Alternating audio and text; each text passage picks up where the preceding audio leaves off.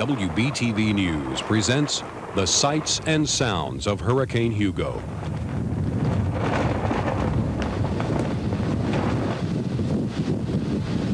Absolutely devastated. Thought one of the trees would probably fall and hit our house. This looks like a napalm bomb went off. Everybody obviously need help.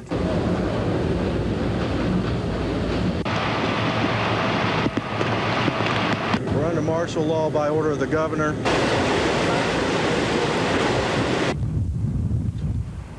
I've just declared a state of disaster for the city. Good evening, I'm Bob Inman along with Sarah James and the sights and sounds of a terrible moment in history. Bob, it's arguably the single biggest event ever in the Carolinas' history, certainly the biggest natural disaster. It began as a gathering of storm clouds in the warm waters over the eastern Atlantic just off the coast of Africa. Within a fairly short time it had a name, Hugo, but it was 2 weeks before that glitch in the weather became the howling fury that changed the landscape of both Carolinas. In the next hour, we not only want to create the sights and sounds of what Hugo did to us, but also the human story of how we reacted, how we coped, how we became neighbors. First, the storm itself and the first evidence of its awesome power days before we ever got hit. The Carolinas got a preview of this mighty storm when it slammed into the Caribbean September 17th and 18th, and the picture wasn't pretty. For vacationers, the Caribbean islands are a place to get away from it all, but there was no getting away from Hurricane Hugo. Early on, we knew this was a killer storm. Hugo savaged the U.S. Virgin Islands, packing 130-mile-an-hour winds with a 10-foot tidal surge. Throughout the region, at least 25 people died. Tens of thousands were left homeless. Streets were full of water, but there was precious little to drink. St. Croix was typical. Power and phone lines out everywhere, with months to go before life is back to normal. First things we would probably need would be staple foods. We would need some type of generating power, radio transmitters, the basic things. Water will be a big problem. Here in the Carolinas, people struggled to get in touch with their loved ones. Grady Waycaster learned his daughter and son-in-law survived on their boat. But the storm still seemed far away. Hugo next struck Puerto Rico. Early estimates put the property damage at more than $40 million.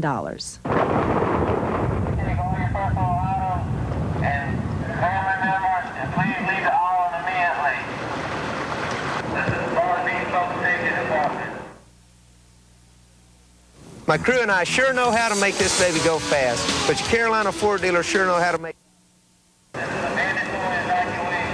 6 a.m., Folly Beach, South Carolina. Hurricane Hugo leaves a calling card. This time, just a short downpour, but he'll be back. And James Island is already flooding. Police officer Tom Marshall gets a call for help. It's simple, just putting a hardtop on a Jeep. He worries about the calls police will get if residents don't leave soon. Heading out. You can't see nothing. We'll be out of here within the hour, and I appreciate your help. At first light, it's easy to see the problem. There's just one way off of James Island, this bridge. The situation's the same on other barrier islands. Phil McClellan saw what Hurricane David did in '79 and fears Hugo will be much worse. Whole top floor blew off. As the waves offshore get bigger, the surfers can't resist. We're evacuating as quickly as we can. Just a few last-minute details to attend to. Yeah, we have to clean up the beach first and then we'll leave. Folly is known as a family beach, and that means that no family member gets excluded, even if it can be tricky to pack the pet cat. And while almost everyone has left Folly Beach by afternoon, there are a few people who plan to tough it out. Bob Sturts wants to stay. His wife wants to go. I'm hoping before it's over with, we'll say sayonara out of here, but I'll stand by. You know, they call this place Folly Beach. Yeah, folly, because of folly meaning foolishness. Does that apply to you? Oh, of course. When the rain stops briefly, it's hard to believe there will be a hurricane. But locals say they know this calm and the fury that comes next. As the winds began to pick up, businessmen worked hard to protect their shops, boarding up the windows, putting sandbags at the front door, trying to be optimistic. We overdue for one. Maybe it won't be that bad. But most businessmen are resigned to the fact that there will be damage in this area, especially to the street-level shops. They are not built up as many homes are in this area. If there is flooding, the street-level shops will feel the brunt of it. Everyone was urged by emergency officials to head for higher ground. Students at the College of Charleston were loaded on buses on their way to Columbia to get out of Hugo's path. These are the last students left in our dormitories. The rest went home by their own means. Those not able to head out of town went to a nearby evacuation center. That's where Margaret Green's family plans to ride out the storm. We're making the best of it. Right now, it's almost like home. But others, like John Hassel, aren't going anywhere. He's determined to stay home and protect his property from the storm, and is packing a pistol in case of trouble afterwards. If anyone comes to my house, one of my neighbors' homes trying to get anything, we won't let it happen. But no problems have been reported so far, and by mid-afternoon, the streets were empty as the city braced for Hugo. It's dead down here. I've never seen anything like this. Very spooky. For coastal Carolina residents, this is the first day to begin coping.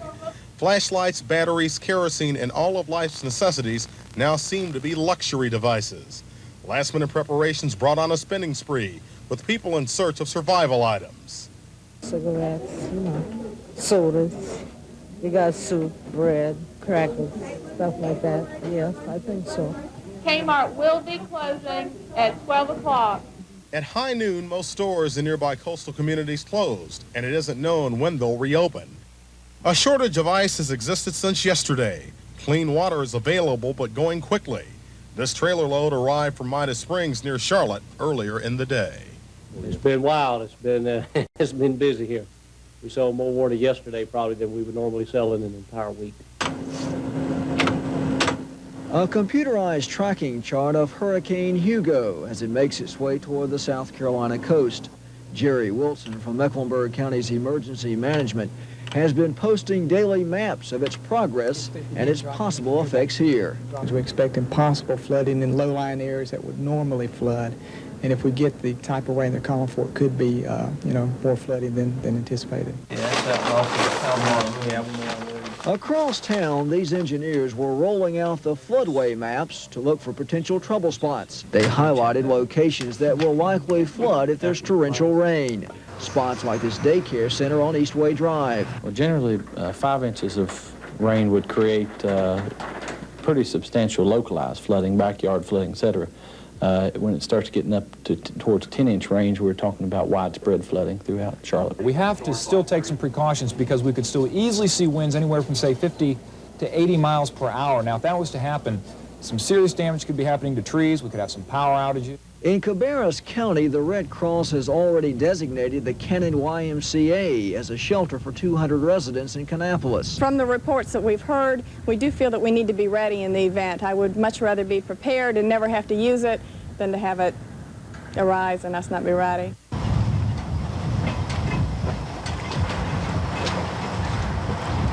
I say 50-50 chance it's going to get some damage. No matter what I do here, it's going to tear something up. But no matter what we could have done, we wouldn't have been prepared for what actually happened. Weather forecasters gave us plenty of warning. Charlotte-Mecklenburg had just put a new disaster plan into effect. But plans and warnings won't keep a tree off your house or power lines out of the road. Nobody was prepared for Hugo to still be a hurricane 200 miles inland. When we come back, we'll take a look at that night of terror. Were taking a beating. Signs were flattened, banners shredded. Sandstorm-like conditions prevailed as the tide and surf moved ever closer to Ocean Drive. Hurricane-force winds arrived just before midnight, popping transformers, downing trees, and covering roads with debris. This awning-style roof on one business fought the storm for several hours. In the end, the storm won. High winds lasted several hours here. Damage is heavy, say officials, who believe it may take weeks or months to clean everything up.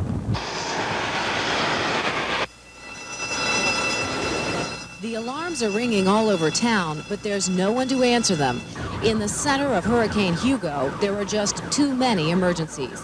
This is the worst hurricane to hit Charleston in at least 30 years. We found ourselves caught in the fury of the storm. Winds so strong they bent trees and snapped them. Others pulled out by the roots. This Winnebago was flipped over twice. We found the safest spot available, a strip shopping center. It's 10 minutes until midnight, and Hurricane Hugo is lashing Charleston with the full force of its mighty winds.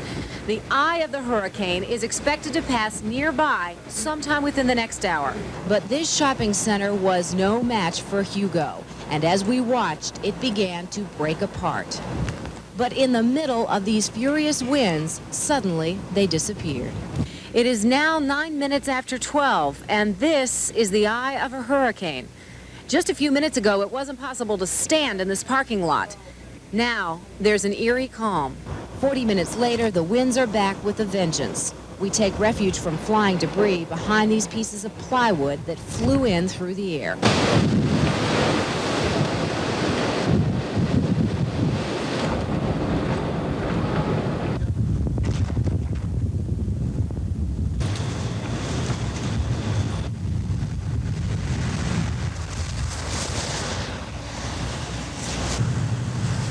Families and just piles of kids riding in cars, and they're just causing more and more problems for everybody. We can't even get crews out to work on this stuff. All night, Carolinians huddled together in terror as Hugo howled outside in the darkness. Then at dawn, we staggered out to find that here in Charlotte, our city of trees had turned into a city of stumps and twisted limbs. We were stunned by what we saw, and it was clear that this entire area was just crippled. In just a moment, we'll show you how we began to cope with it.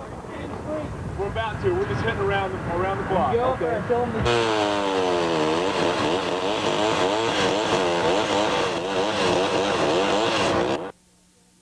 Practically non-existent. So much debris on some streets it looked like a green snow. Trees down everywhere, many on houses in older neighborhoods like Myers Park, Dilworth, Elizabeth. What was it like here in Dilworth early this morning? Very scary. The wind, the roar of the wind, it's unreal. It was just like a whoo, just all night kind of, you know. Even before the rain stopped, scores of city crews began hitting the streets to clear the roadways. I said, we got our work cut out for us now. City officials say it may take months to clean up hundreds of downed trees, starting with those on the largest thoroughfares. But the city arborist says much of the damage to trees is yet to be apparent. It's going to shorten the life of a lot of the older trees because of large limbs being broken out and decay and things getting started in the trees. So I'd say it's a devastating impact. To repair the mangled electric distribution system, Duke Power hopes to field as many as 500 to 600 workers, some on loan from power companies in other states. 200,000 Duke customers lost power. Terrible. I don't want to see no more hurricanes. Even as repairs have started, Duke is still assessing the extent of the damage. And it says getting all customers back online could take days. First thing we have to do is get to lines like this. This is a primary line. This is one that is coming right out of the substation. We have to get these lines back up and working before we can start working on the secondary lines and the service drop right to the customer.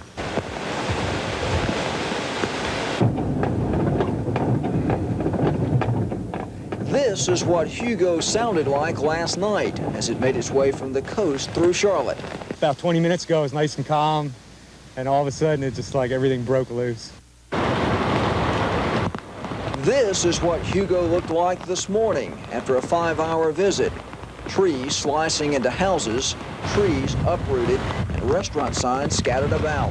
Forecasters warned that Hugo was a deadly and powerful storm, but no one, even emergency management officials, thought the hurricane would pack such a punch this far inland. They warned us it was coming. I tried to take some precautions, where I parked my cars and that, but it didn't work. It woke me up about 4:35. It was so severe, I couldn't sleep. I don't think anybody else did. This is the first hurricane I've been in. Or was it? Or was it a tornado? Rain and wind and just blowing and just very, very scary. A lot of noise, and we were just all real scared to death. Hugo left the entire town of Newton without electricity. Despite the efforts of city crews who worked to clear the streets once the rain stopped, the outlook for restoring power quickly isn't good. We were out of power since probably around midnight, maybe a little after. And we probably will be 2 or 3 days without power, I'm guessing. Hugo's ferocity continued as the winds buffeted Caldwell County, spawning at least 2 reported tornadoes, downing more trees and power lines, but sparing most homes. First time I had ever seen one, and the trees were just kind of twisting and turning, and they just started falling and laying down, and it was scary. The damage from the wind turned most of the roads into obstacle courses, making a long day for DOT road crews. About every road around here has trees on it. Jim and Jan Hill spent the night not only fearing for their lives, but for 20,000 chickens in 2 coops near their farm.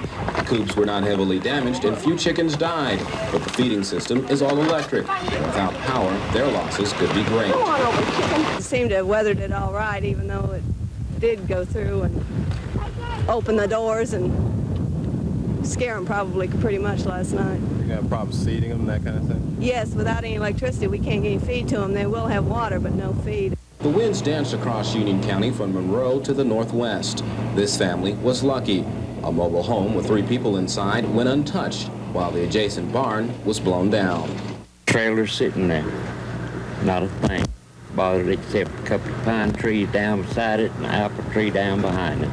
Charleston, South Carolina is famed for its fine old homes and gracious living. But today, the city showed a different face, one ravaged by Hugo.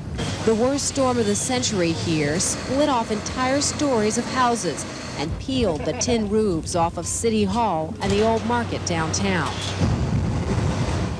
Boats moored offshore wound up instead in the middle of the road. Well, it was like an atomic explosion, really. I mean, this tree hit the side of the house, and it shook it entirely. 500,000 residents were left without water or electricity, and 1 man died when his home collapsed. He was trapped in a building that was demolished, and we had to dig him out. Officials say the situation would have been much worse, but most residents left Charleston or went to evacuation centers. The city's business center was devastated, and the mayor announced today that National Guard troops will search for looters. In terms of public safety, if we're going to err, it's going to be on the side of making sure that every eventuality is considered and that the city is safe. In the meantime, Charleston began cleaning up and getting ready for the fall tourist season. This unexpected facelift could cost as much as $1 billion. This is the CBS Evening News. Dan Rather reporting. Good evening. A large part of South Carolina was officially declared a major federal disaster area today after a brutal early morning pounding by Hurricane Hugo. Buildings were flattened, streets flooded, homes washed away. South Carolina's governor called it the worst disaster he'd ever seen. The hurricane scored a direct hit on Charleston, doing heavy damage all along the lowland coast. Total death toll in the Carolinas, at least 10, most right in the Charleston area. Hugo then stormed upward, far inland, into Charlotte, North Carolina, still packing hurricane-strength wind. The hurricane's whirlwind trip northward over land sapped most of its strength. Hugo was downgraded this morning to officially a tropical storm, and tonight it's just another weather system, bringing some wind and rain to the north, but nothing like the reign of terror in the south. As predicted, the hurricane made landfall at about midnight Eastern Time last evening. Here's a sample of the sound and the fury.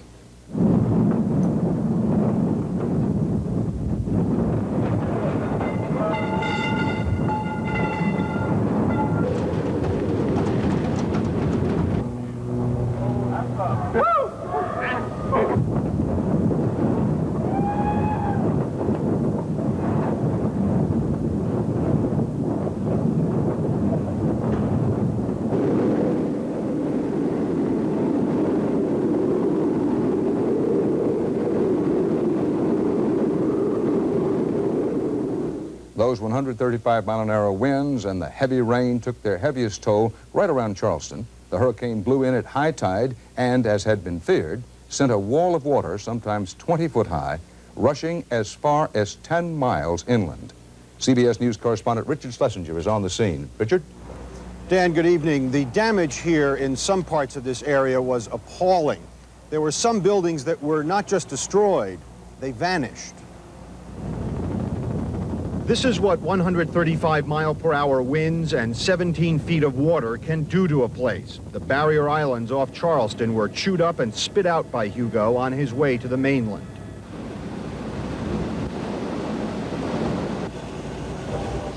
Right now it's a mess.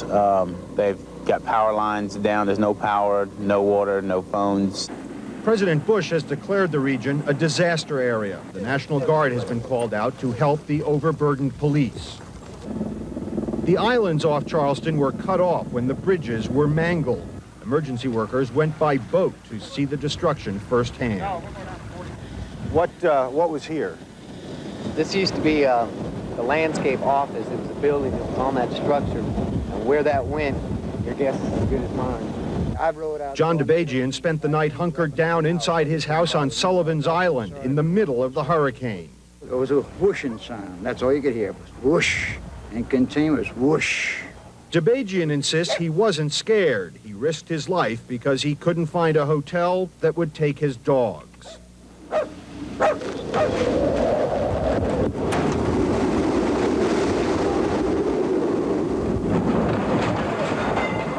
Hugo's blunt power caused erratic, sometimes peculiar damage.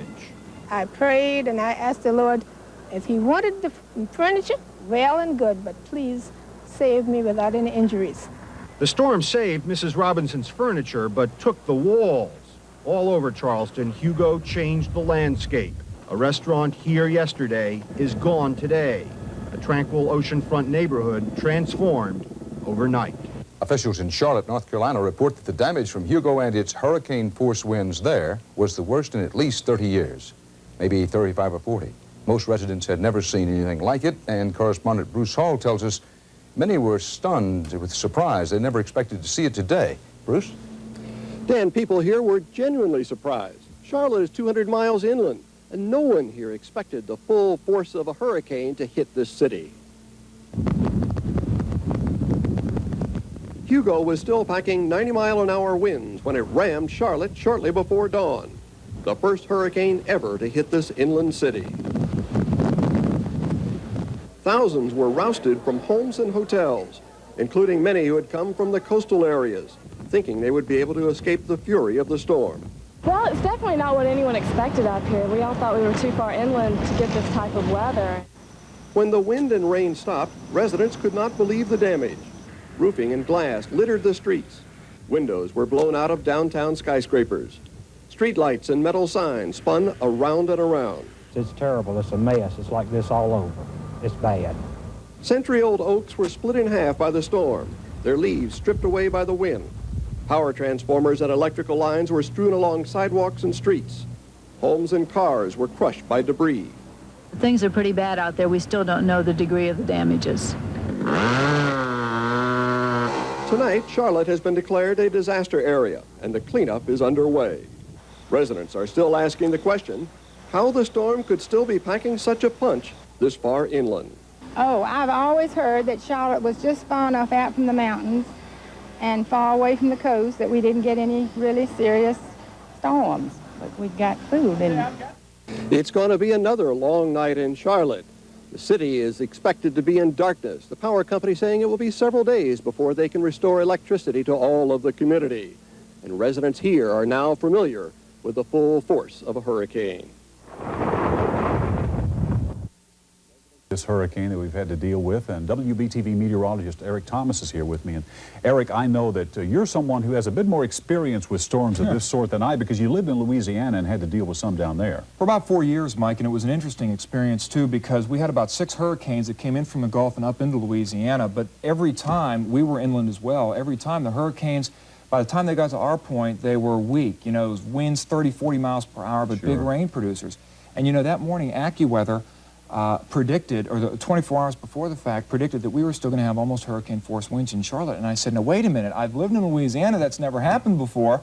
And they said, this isn't the Gulf Coast. This is the Atlantic coast. You got it, yeah. And this is so much of what we all had such a big problem believing to begin with. I mean, there was no doubt we had faith in what AccuWeather said and what the National Weather Service was saying, but it was so against the odds to have the force of winds we had to deal with here in our city, 200 miles inland. That's what made it obviously so exceptional. You're right, and I have to give AccuWeather the utmost credit, because I think a lot of meteorologists were lulled into thinking that it would just, you know, pan out and die, and it maintained its strength, which is, as I said, that's what they said. And to have the hurricane-force winds this far inland still, and look at this, Mike, even on this picture, this picture here showing where the eye was still just barely defined, but look at this, 180 miles, and it came all the way up into the Piedmont, and to still show any type of eye at all is almost unheard of. Well, isn't it the last one of this ferocity with this much force intact this far inland was the great hurricane of 1893, as I recall, right, in terms of Charlotte being hit? I believe so. Now, AccuWeather told me that they were looking at a hurricane back in 1916, which, although might not have been as big as the one in 93, but still was similar to this, and that is what they were basing one of their forecasts on. So they did their homework. They surely did, and it paid off. The good news, obviously, for all of us who live here, and those of us who are in broadcasting are particularly encouraged to see that you paid attention to the warnings, because the number of deaths wrought by this hurricane was amazingly low across the Carolinas, and that's good news. That means at least some of the effect of what radio and television stations want to do in times of weather stress was effective this time. You're not kidding, and I'll tell you, when I looked out the window that morning when the lights came up, the sun came up, to see all those trees just split like toothpicks was incredible. I've never seen anything like it either, and hopefully we will never see it again. The odds are maybe another century before another storm like this. We hope it doesn't even come that soon. Well, stay with us. We'll take a look at how the Carolinas coped with Hurricane Hugo after we pause for this. Trying to put Charlotte back together is not an easy one. A short ride down Queens Road shows why. City crews from maintenance to utility to special services departments were out in force trying to make roads passable, but the going was slow and tedious. We've got all sorts of problems. Down power lines, when we clear up the debris underneath them, the power lines fall farther and obstructs traffic, and without Duke Power working beside us many times, we have to finagle ways to get the power lines up higher so traffic can get through. National Guard crews and equipment were flown into Charlotte. Electric crews from as far away as Ohio and Florida converged on the city to begin the chore of restoring power. It's one of the worst I've ever seen. I've been in it 24 years. Everyone says a coordinated effort from road crews to electrical workers is needed, but sometimes accomplishing one job makes another worse, such as road crews having to cut power lines to clear the roads of trees. While some are hoping for electricity as soon as possible, for others there's no rush. Their homes were destroyed by falling trees. Just another example of how Hurricane Hugo will remain more than a memory for a long time. The whole town's going to be a different town. The whole architecture, I think, is going to change because people are going to not want their trees so close in, and the whole area is just going to be radically different from before. Clean up. Getting things taken care of around the house is one way to try and get your life back to normal, even though it's clear that it may take weeks for some to recover from this. So today there was a big run on the most important items on people's lists. Y'all need any pens, deposit slips, withdrawal And slips? number one on the list was getting some money at one of the few banks open in the city. You didn't have any money up there? No, we had to go 2 days on bologna and whatever, loaf bread and mustard. And without money, what was going to happen to you today? Well, I was going to either turn convict or I was going to do without. Once many got their hands on some cash, it was back to another long line for gasoline. More stations are reopening in Charlotte, but still, no one here can afford to be in much of a rush. I've been here since about 10 till 10. Started way back there. That's more than 2 hours, right? Yeah, about 2 hours, 20 minutes so far. It was shopping in the dark at some supermarkets, with people who have no electricity going for the bare essentials. Just snack stuff, whatever we can carry easily, candles, charcoal, that's always a big problem. But even though people are learning to cope with their daily needs, coping with the damage of a hurricane Something that Vester Moffett says he's only seen on television is now going to take some time for him. There you could think, well, those people are in bad shape. And got a long ways to go. But here, it's back home. I got a long ways to go. Throughout hurricane-ravaged Charleston, people struggle to find some of life's basic needs. Limited supplies of clean water arrived in several locations. It's very difficult to find clean drinking water. Very difficult. Long lines for water, and even longer lines for gasoline. Patience is needed for survival. Been here a couple of hours. I finally got up here. And look like I'm gonna be out here soon. I'm gonna get enough. I'm gonna go home and use it for emergency only.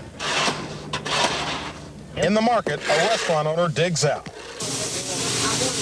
In another part of town, this eating establishment rocked by Hugo fired up its grill with the help of generators and out-of-town employees. Lined up out the door ever since we got here this morning, 6 o'clock. We're just serving a limited menu, but at least the food's hot. National Guardsmen remain on duty to keep the peace. For several days, the damage has been easy to spot in the upscale historic district. But blocks away in this low-income housing project, residents continue to dry out. Many units were flooded, and that sent some residents rummaging through donated clothes. Low-income neighborhood, any neighborhood, you know, everybody actually need help. Absolutely devastated at this point. Just the approach to Folly Beach is bad enough, this devastated marina. A boat that took on too much water. Another that rose above it all, now high and dry.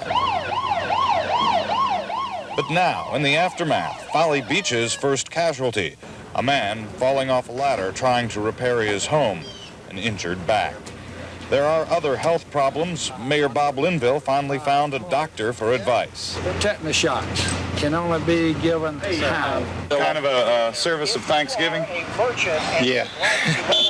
But it'll also be a good time for neighbors to see where other neighbors are, things like that. And of course, I'm sure that we can give right up-to-date announcements as far as the community as a whole is concerned. Old-timers say it was the worst they can remember. Homes that appear to have superficial damage are often in much worse shape. 10 guardsmen have been brought in to keep order. How do you describe the devastation? Well, yes, there's no power and will be none for at least 2 weeks. But no matter what it may look like, there's no water here as well. Also gone, the Atlantic House, long a landmark in these parts. To see that the Atlantic House was just totally gone. I mean, it wasn't broken down, it was just gone, and it was heart-rendering because all these many years, the Atlantic House has seemed to be kind of a silent sentinel for Folly Beach. Bring your food on up. They're going to get it right here. You got what? He needs a receipt. It's been a madhouse. Hey, 2 apiece. Just grab 2 apiece. Thank you. Hey, thank you. $1 a bag, 2 bags per person, and no limit on age or height. The word spread quickly that the Hair and Ice Company had bags to sell, but a few angry customers didn't feel like they had much time to spare. When people attempt to try to jump in front of other people, yeah, we've had a few, confrontations, a few arguments, but we're trying to tell everybody to be patient with us. Patience is requested and also demanded. The National Guard is enforcing good behavior when local ice supplies run short. For crowd control, just to make sure that everybody stays calm, everybody does what they're supposed to be doing. I was in this area right in there. A visit to the Goldens family home can help put the ice shortages in perspective. Terrifying noise. Terrible. This was Claude and Beverly Golden's second month here in their first home. A tree that Hugo delivered to their kitchen has now brought insurance adjusters to their door. I'm all right during the day, but when I lay down at night, I keep hearing that tree coming through the house. It's a terrible feeling. Thank you, Joe. Thank you very much. Thank you, Joe. Insurance agents are able to put cash in your hands much faster than they can get a new roof on your home. They're working with contractors who have waiting lists too. We'll do what we can to make it as quick as possible, but if someone needs a new roof, it's going to take maybe a few months. No one panicked, and I was more concerned about getting out of the weather, I think. Once we knew we couldn't make it to the hospital and got back here, I felt like everything would be okay. Everything did work out okay. Jane, her husband Dale, and their 2 other children brought Julie Catherine Dixon into the world, despite the fury of Hugo. Having the baby, all that, the kids were great. Everybody was composed, and it came along fine. It was a family affair. Fortunately, the Dixons have a gas stove, so they boiled water, got out flashlights, and headed to a makeshift delivery room. I had no idea what was going to happen, really. But I thought it was kind of neat. I had to boil the water and hold flashlights and stuff. Was it easy? Yeah, but it was exciting. Everyone else is frantic trying to get debris out of the yard, and we're just happy we had a healthy daughter, and it was a pleasant ordeal for us. And just in case you're wondering, did the Dixons ever consider naming their daughter Hugo? We heard that, Hugina and a few things, but anyway, that was a name we had chosen earlier, so we just decided to stick with it. Charleston's second night after Hugo. Home for some may be on a boat, but in the heart of old Charleston, some are returning to home still without electricity and drinkable water. This is the extended family of Charles Gear and some friends. I think we'll just go to bed earlier and get up with the sun and scrape the mud off. Is it like camping out for you? Camping out would be better than staying around here and getting all muddy. What's it like inside of one of these fine old homes? Mother-in-law Frances Boyd gave us a tour. You see, the water came up over all this, and all this floated over. The child had gotten portraits off the wall and taken them upstairs, and that was good. It was good. Dinner this night is up the street with some neighbors. The last frozen steaks on a grill. This is it. What do you do tomorrow night? Tomorrow night, I guess we'll eat canned asparagus or something like that. And the night after that? Well, we'll have some tuna fish and some deviled ham. Still, a dusk to dawn curfew makes it seem like a military occupation.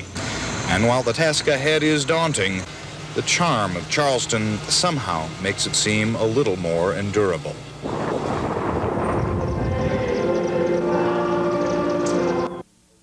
Never understood how people could have hurricane parties, why they would stay at the beach in the path of a hurricane when sensible people had long since evacuated.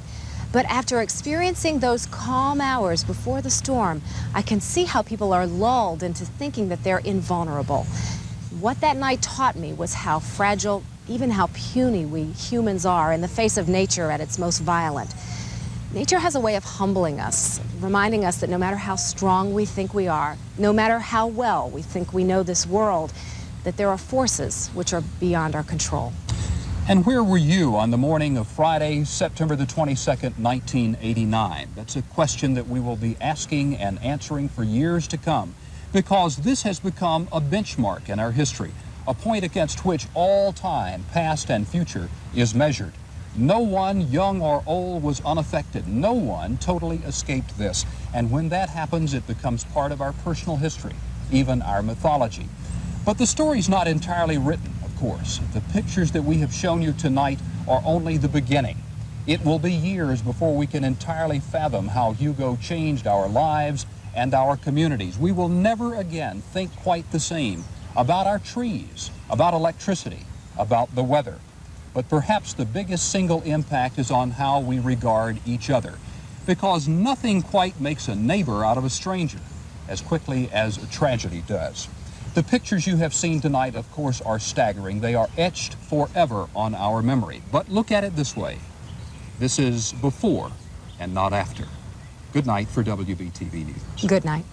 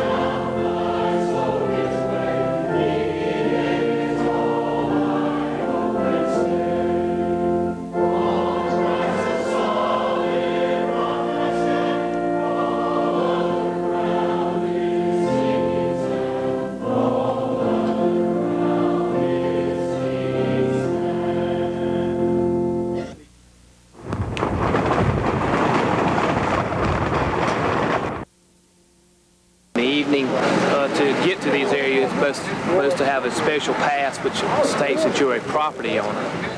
Our house is across the street. It was a collision with a friend's house. Barbara Rogers' house ended up smashing into 2 others. And on the shelves there are boxes of oatmeal and spices, and hanging on the wall there's some cups. It's real weird. Will you rebuild? At this point, I don't know. I'll have to wait and see what the beach management law will permit. At this point, I don't know. This is sort of like when death hits your family. You're sort of in a daze for a few days, and you're really not thinking right. Lacey Huck's second-row house weathered Hugo with only light damage.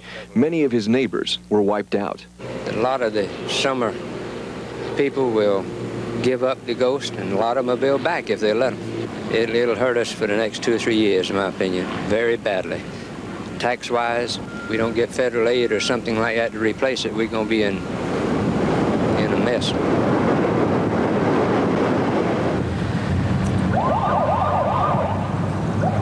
From everything I've seen, the community in one word has really just been devastated. It's a lot of tree damage, a lot of damage to our commercial areas, and several areas of our community that some of our commercial strips are just rubble. A lot of glass and windows and things. Roofs have been torn off of buildings.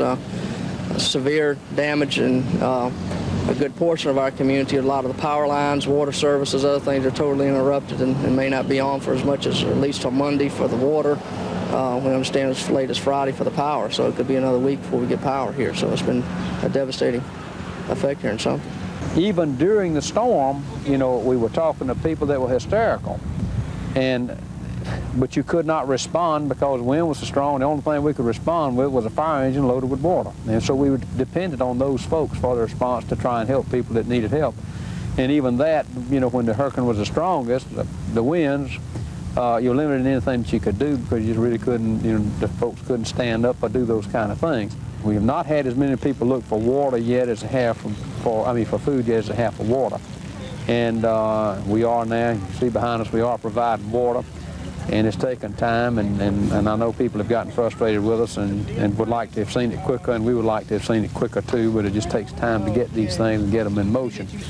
Everywhere there are human stories of folks who lost all their belongings, as in the case of the Edwin Brown family. Well, when the storm hit, my wife went over to her brother's house, and we come back the next day to check out, see how everything was doing. Neighbors told us that a tornado or wind had turned our trailer over, it's come up right behind our trailer and turned it over and destroyed everything. Much of Sumter will be rebuilt. Homes will be repaired. Businesses reestablished. But the echoing refrain from city residents is that the Gamecock City will never be the same. This is Jim Welch reporting. I go to a friend's house who still has the power, and I see nothing on television about Bishopville or Lee County. It's like the storm stopped in Charleston and didn't come inland. It's just like it leapfrogged from Charleston to Charlotte. But the in-between is devastated.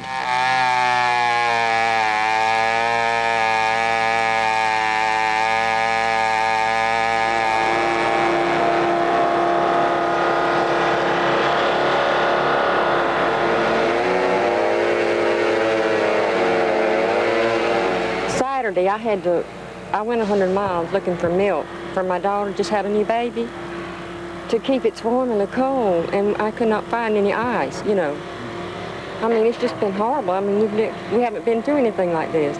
We've had most probably 50% of all the mobile home dwellers that live in mobile homes in Lee County, they're without homes, total devastation in that particular part of the shelter. We've had many, many homes here in the Bishopville area devastated by large 200-year-old oak trees falling into them. We have a local crew working with the city cleanup crew working here in town to load and get these trees and big trees out of the homes and off of the right-of-ways and trying to clear the streets. The city has done a magnificent job since last Friday morning in clearing every street in Bishopville was virtually impassable.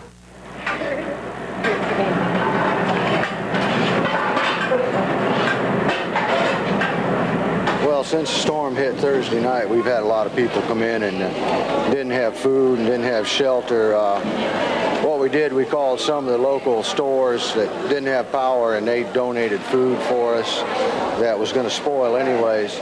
And some of the women, the wives of the Guard members here, they came in and donated about 14, 16 hours a day to cook. The State Department had their commodity giveaway today, and what they're doing now is going into emergency relief operation. As long as the food lasts, they'll give it away and won't turn anybody away. The agricultural crops in Lee County are totally devastated. You know, Lee County is king of cotton in South Carolina. 35 to 40,000 acres of cotton here. It's totally annihilated. As long as I've been farming, never been through what a hurricane will do, and really don't know the full impact on the cotton crop. I know this, what was open and everything is gone. The only thing we can hope for is some of the later bolls or later planted cotton may open up and give us a partial picking. And soybeans, they're flat on the ground. It blowed some off. Some of the later planted wheat beans may, if I had to guess, I'd say we may cut 50% of crop, but we'll have trouble cutting it because they all blowed and tangled up. So who knows? I mean, I've never been through anything like this, so we just have to ride it out. But thank the Lord, we're healthy and we're living. I mean, we will survive. We've lost most probably 100 jobs with Bishopville Manufacturing Company. It's my understanding this morning that Hartsville Manufacturing is taking all the Bishopville Manufacturing people to Hartsville. If they have a way to get to Hartsville, they have a job. So that is a blessing, because half of the roof off of Bishopville Manufacturing is gone. And so much has been done by the local community and its citizens. The local community is pitched in and helped out. It's just almost unbelievable how much they've done to try to help one another and removing. If you'd come here last Friday, you'd think a nuclear bomb had hit Bishopville and Lee County. I don't think there's going to be a home in this whole county that's not going to feel the effects of this storm for many, many years to come. But this is the worst Hugo I ever see in all the days of my life. I'm 65 years old, and I ain't never seen nothing like this. I was scared, but I thank the Lord we still alive. Few people in Clarendon County expected to be hit hard by Hurricane Hugo. They had prepared for 70, maybe 75-mile-an-hour winds, but not a 3.5-hour siege of winds of 130 miles an hour. Hugo caused about $367 million worth of damage in the county. Tremendous damage to a rural agricultural area that already had a 60% poverty rate. Betty Roper, chairman of the Clarendon County Council. This has literally destroyed the homes of many of our citizens that while some people might not think it was much of a home, but to them it was the only shelter they had. And tonight they don't have that shelter. Many of them are sleeping in schoolhouses. They found homes in neighbors' homes and families' bedrooms. So now comes the task of rebuilding those lives. We don't have no power. We've got water. We don't have no telephone. We've had plenty to eat, though. We used my sister's camper to eat. Hugo, to me, was one of the worst experiences I've ever had. I've been through the war. I'm retired from the penitentiary. I have lived in Baltimore for 20 years and worked through the riots and all, but I've never was so frightened as I was the night that Hugo struck. About half of the 27,000 people in Clarendon County had major, if not total, damage to their homes. 20% of the population is completely displaced. Among the top concerns here are shelter and food. A feeding unit of the Southern Baptist Convention is here, trying to provide hot meals. All I got is some crumbs left. Ain't good enough. That's all it is. They're all gone. Complicating the matter in Clarendon County is that this is cucumber season here. Usually good news for the local economy, but not this year. Hundreds of migrant workers were here to help with the harvest and now are among the homeless.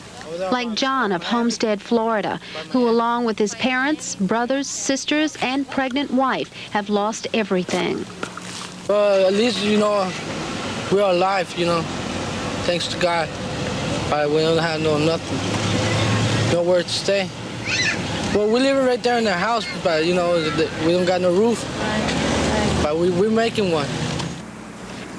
There were 5 Hugo-related deaths in Clarendon County, 2 during the storm and 3 who died when a candle set fire to their frame home. Emily Hemingway, Director of Civil Defense for the county, says the number of fatalities would have been much higher if they'd not been prepared. Well, we were ready. That wasn't the hard part. We were prepared. We had our plan in action. Everybody was on ready. We had shelters open, and I'm sure those 800 and 900 people in mobile homes, had they not been in shelters the night of Hugo, we would have had a lot of deaths. So that was fine. We were not prepared for our lights to go out and not to have any communication with the State Emergency Preparedness Agency. We had a ham radio, though, in the office, which really saved us. He was able to communicate, but his communication was so wild at that time, he could not directly communicate with the state. He had to go through Charleston, which was definitely a bad place to have to go through. So our communication was really, we were actually cut off from the world. Help has come into Clarendon County from all across the country, and now that the county has been declared a federal disaster area, the task of rebuilding will be a little easier. But the road back is going to be long. This is Patty Just reporting. It's been over a week since South Carolina's upstate region was hit by Hurricane Hugo. By all outward appearances, things are slowly getting back to normal. Although damage to cities in this area wasn't as severe as it was along the coastline, there was still enough devastation to disrupt people's lives. Some people had to only worry about cleaning their yards of broken tree limbs and minor debris, whereas others had to worry about shelter because their homes were destroyed by huge trees which were blown down during the early morning hours last Friday. In almost every neighborhood in the city of Rock Hill, chainsaws can be heard as tree removal companies go about the task of cleanup. Many businesses are open despite the damages sustained. This time of year is usually the beginning of a slow building period, but it has suddenly become a boom time for construction workers. If the tree did damage to your house, yes, we can take care of it, but for insurance companies, this time can only be described as chaotic. The phone lines at David Cameron's Rock Hill office haven't stopped ringing since the storm left. I've never seen anything to even remotely resemble what we've had here. And the losses have just been far above what we anticipated even after the storm. I mean, driving around looking at it, we knew it was bad, but we had no idea it was as bad as it is. Nearby, in the town of Fort Mill, people have been encouraged to conserve water because when Hugo hit, all public utilities were interrupted. There was a lot of heavy usage of water immediately in the few hours immediately after the storm. That combined with the loss of electricity to our pumping stations at the Catawba River, which is our source, put us in a situation where we had to call in an emergency measures and restrict the water usage so we'd have enough to fight a fire should something like that break out. Things are back to normal now and have been really since Saturday night. Not too far away in the city of Lancaster, South Carolina, the city council issued a curfew from 9 p.m. to 9 a.m. The curfew went into effect immediately after the storm because most of the city lost electric power. Despite efforts, much of Lancaster's business district still remains in the dark. Some of the concerns we had as far as law enforcement officials was the protection of property, personal property and business property. Also the protection of pedestrians and people that may be out on the street, and also your traffic. We had a lot of limbs, power lines, trees, poles down, and so we had a traffic concern also. Lancaster public utility workers and city employees have been working around the clock to get things back to normal. Despite heavy damage, most telephone lines have been repaired. But for the city, there is still a great deal of work to be done. We are now renting some 3 loaders. We are renting some 10 dump trucks, as well as other equipment to help us in the process on the cleanup. We expect that the cleanup operation, our objective, is to do the cleanup within 8 weeks. We hope to reach the objective of cleaning up in 8 weeks. It may take us longer. Federal emergency management authorities have declared York and Lancaster counties federal disaster areas. The total combined damage estimates of public and private property in both counties is expected to exceed $40 million. Perhaps the one thing that people will remember in the years ahead is the length of time they did without electricity. Even today, many neighborhoods are still without power. But as one city official said, you have to realize it's hard to rebuild a system that has taken years to establish. Reporting from Rock Hill, I'm Chuck Smith for WNSC ETV.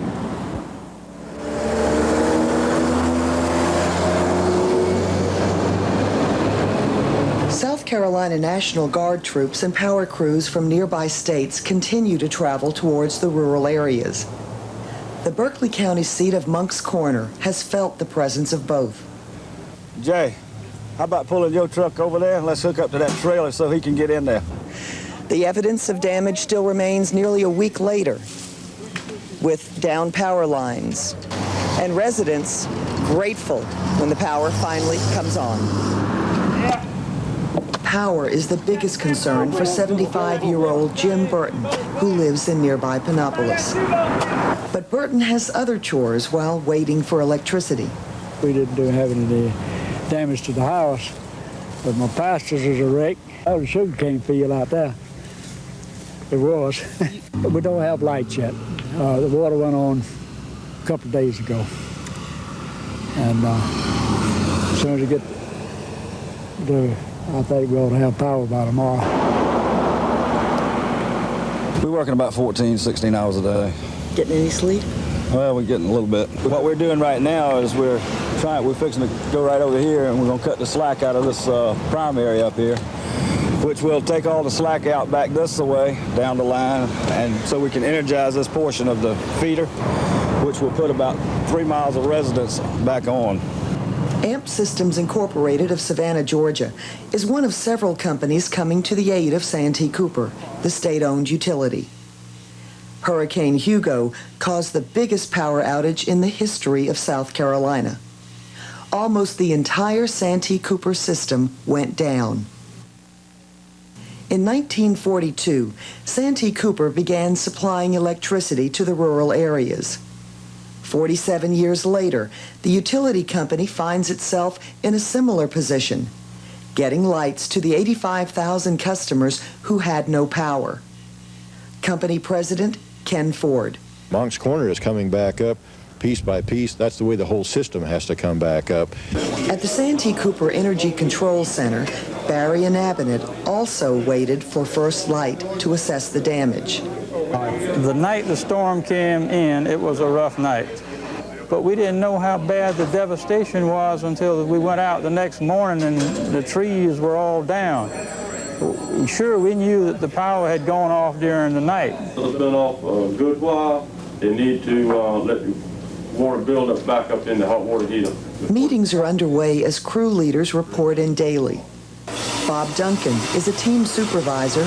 The 26 men on his crew were stunned by what they found. It's hard to describe the feelings that we each had. It was almost like awe. You know, no one was talking about it. We were just amazed. Trees broken down at 20 feet above the ground, everywhere. You know, it's just, and the closer we got in, the worse it appeared. It's going to be a little while yet. This is major, major.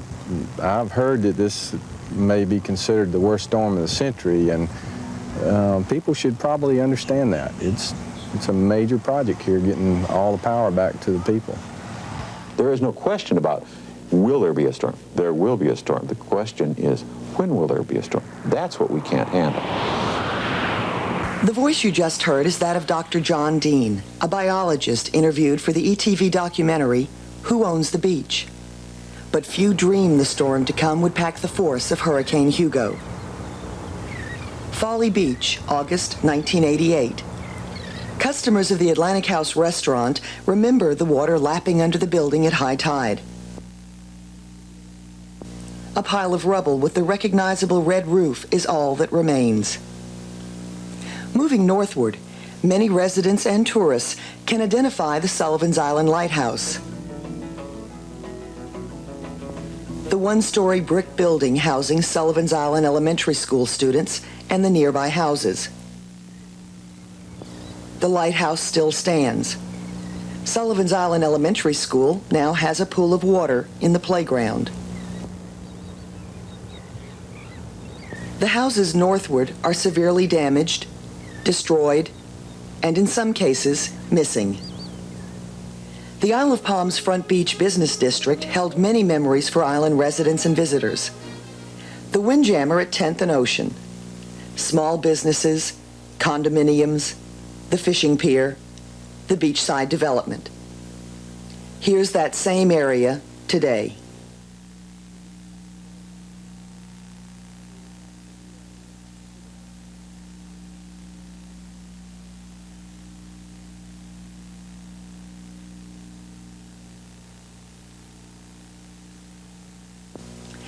Even the oceanfront houses, which were set far back from the ocean, were not spared. Pawleys Island, a haven for many, seen from a 1988 aerial view.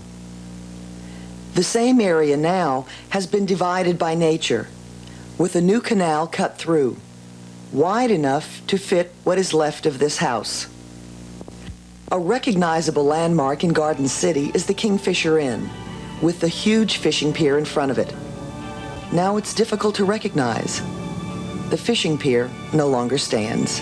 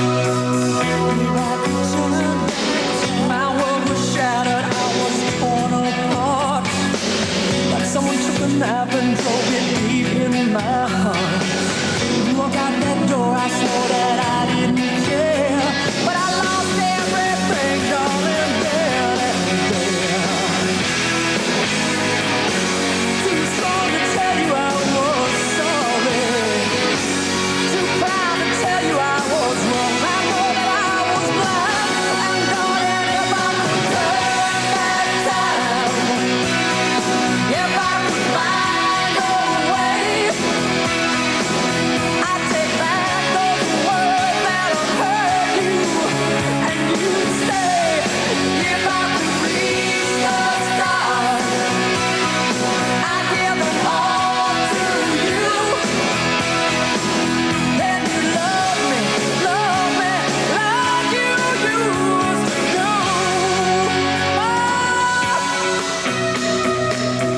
If I could turn back time, if I could turn back time, if I could turn back time,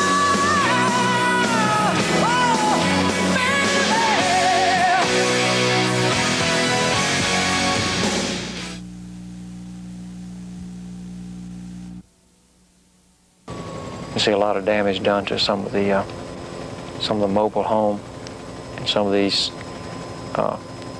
fabricated houses in this area had sustained a good bit of damage.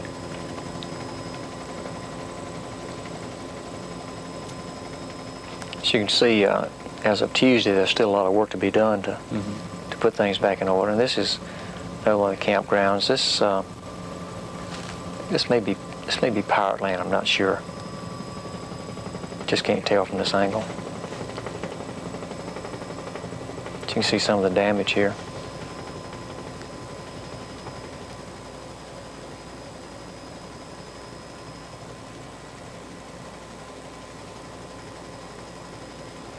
What was the surge about in here? I guess it was about like Myrtle Beach in that 8, 10, 12 foot range. Probably 10 feet was probably a good average, I would think. I think this is getting into Long Bay Estates that you mentioned, and they had some nice structures in here that really were damaged severely, as you can see by the storm. You were there today? I was in Long Bay Estates today, as a matter of fact, yeah. Looking at some work in the dune in that area really looks good, where the contractor has really done a good job on putting it in place. Now we get up into Myrtle Beach. This is north of Springmaid and what we call the southern end of Myrtle Beach, down below the pavilion.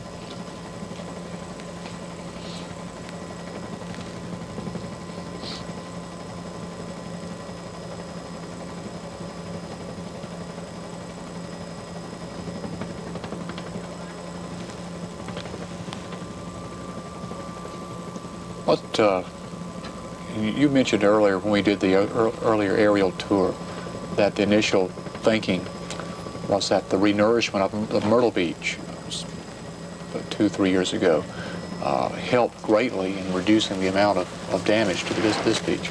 Yeah, I still believe that, and one figure that will bear that out, we do not have a single structure in the city limits of Myrtle Beach behind this renourished area that was destroyed beyond repair under the guidelines that we have to operate under the beach management statute. So I think in meeting with local government people today, as I said, that was one thing they cited, realizing that that was a given, that they think renourishment makes a lot of difference, and it may pay for itself in the long run. Passing about the Swamp Fox roller coaster, moving up, get to the pavilion area in just a moment.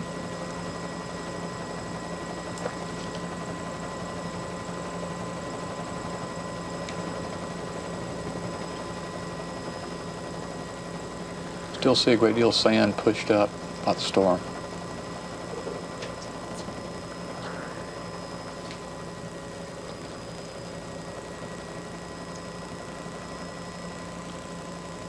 Yeah, we're getting into the downtown area of Myrtle Beach and the amusement park. We come up on the pavilion now. The pavilion should be here in a second.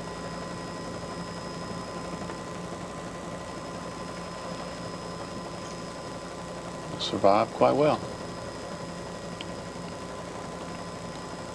And this was the area, of course, that was nourished by that $4.5 million project by the city of Myrtle Beach, and we're hopeful we're going to be able to put it back with hopefully help from FEMA to near the profiles that existed before the storm. Okay. Well, we'll go right now, and let's. This is the end of our footage, and let's take a look, if you can. You've got some charts here that help show that. Yeah, one of them I want to show is down in the Surfside area. This is what we call a typical profile. The red area is the amount of sand that was actually lost. If you start at back on the high ground and go out into the ocean, this red area was actually lost. This is a volume of sand that was lost, and you can see about 4 or 5 feet is actually lost. Let's just take a moment. We'll get a tighter shot of that, so we can see that graph, and you can explain that to us in the moments we have left. Okay. If we can get a good tight shot on this, you can see this is an area in Surfside Beach. one profile that was done on 20 September 89, and one was done on 23 September. You can see before the storm and after the storm. And this red volume was actually lost to the storm. Some of it deposited here in blue and overwash here in blue.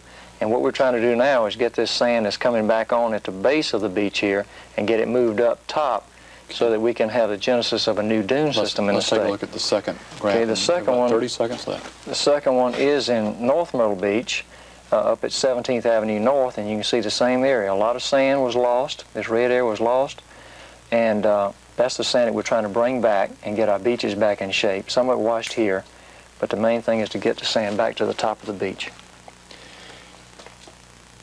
In the months ahead, are you on track with the Coastal Council as far as your approach to the coming weeks, coming months? We think so. We think that we're meeting efficiently with property owners to get them released so they can rebuild if they're eligible on the statute.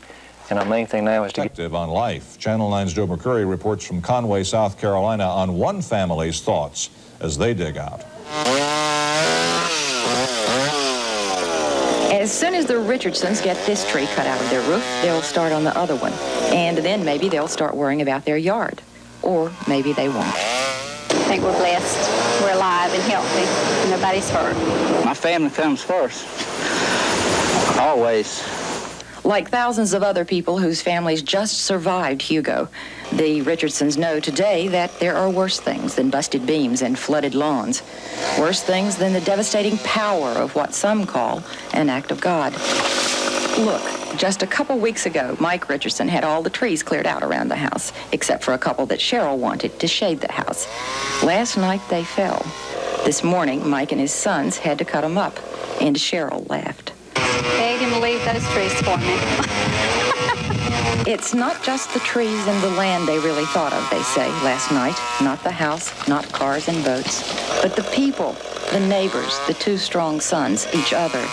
The people made it through. They all I got. And if it takes a storm to make you see it, well, some do call it an act of God. In Conway, Joe McCreary, Channel 9 Eyewitness News. Friday night, 11 p.m.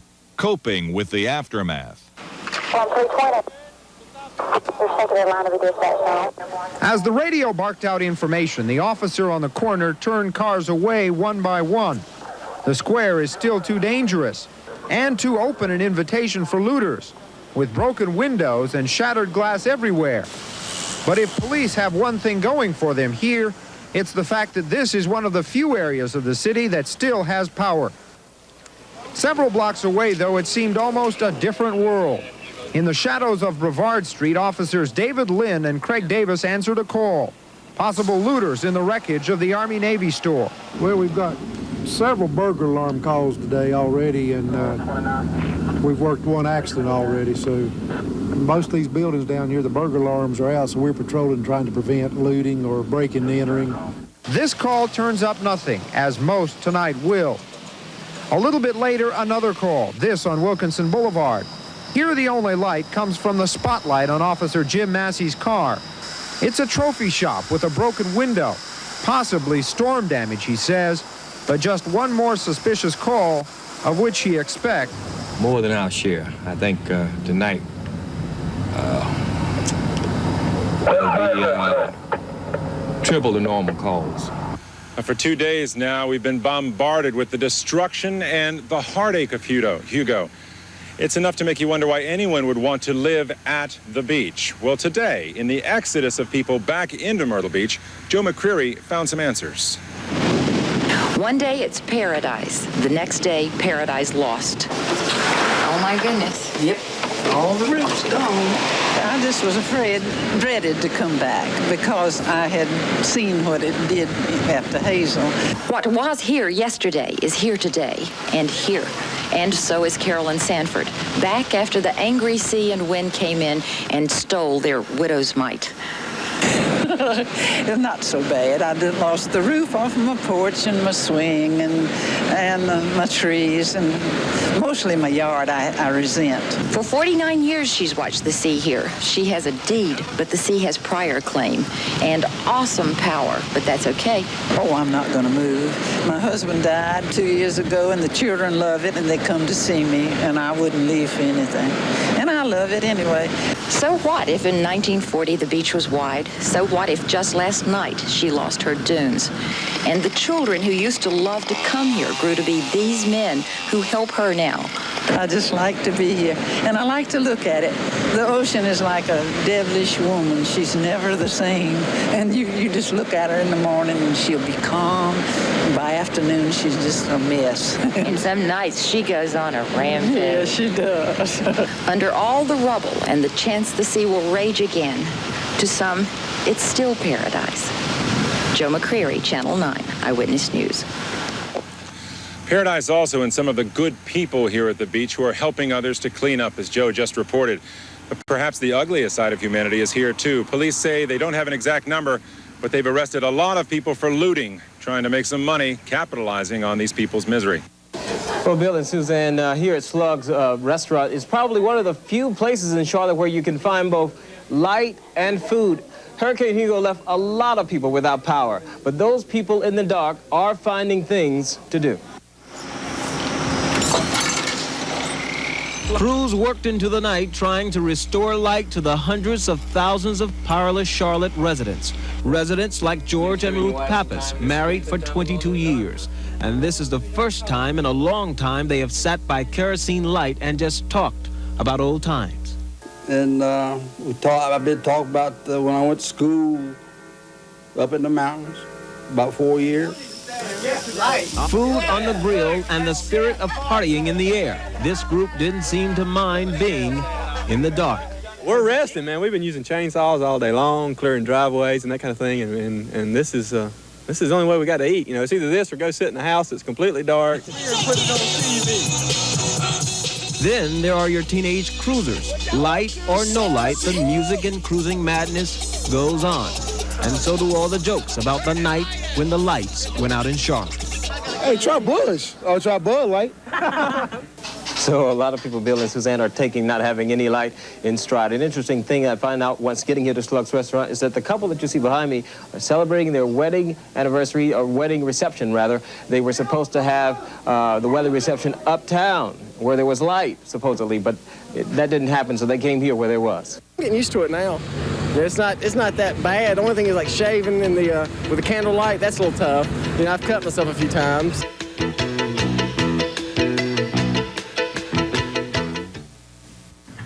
Our video scrapbook. You feel as if you're back in the middle of the storm that would turn out to be the most destructive in this nation's history, costing $7 billion, and the cleanup continues 12 months later. But as we rejoin our special look back at our video scrapbook, it is just 1 day now after Hurricane Hugo. We have not yet begun to think about the cost. We're more worried about surviving the aftermath of the storm.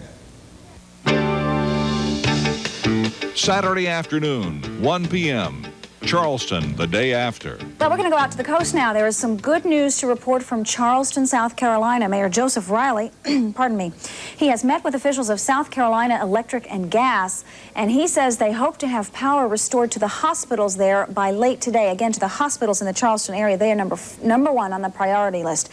We still have no word, though, on when the rest of the city of Charleston is going to get power. As you may have heard by now, Charleston was simply devastated by Hurricane Hugo. The city is being patrolled by hundreds of National Guardsmen who are there to prevent looting. We understand that 90 people so far in the Charleston area have been arrested for looting, and the mayor is asking that only residents of the city of Charleston try to return today. Don't go to Charleston just to see what's happened.